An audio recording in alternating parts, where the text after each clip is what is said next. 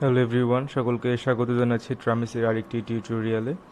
আজকে আমরা দেখব রেন চেকার মডেলে আমরা ইউজার কি করে তৈরি করতে পারি অথবা আমার সফটওয়্যার ব্যবহারকারী।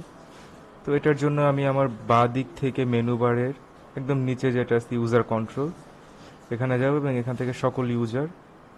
তো এখানে আমার দুইটা ইউজার আছে, আমি নতুন আর একটি ইউজার তৈরি করার জন্য যোগ ইউজার থেকে ইউজারের নাম দিব, ওনার মোবাইল নাম্বার,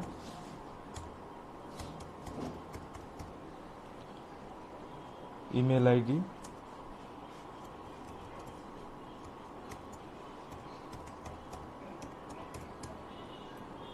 হচ্ছে পাসওয়ার্ড। আমি হচ্ছে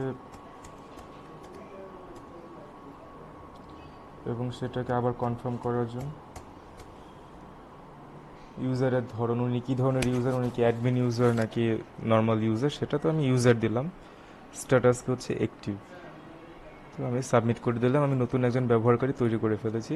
তাহলে এখন হচ্ছে উনি এই যে যে ইমেলটা আমি দিলাম কামালের এখানে, এটা এবং এটার যে পাসওয়ার্ডটা দিয়েছিলাম, এই পাসওয়ার্ড দিয়ে উনি লগ ইন করতে পারবেন।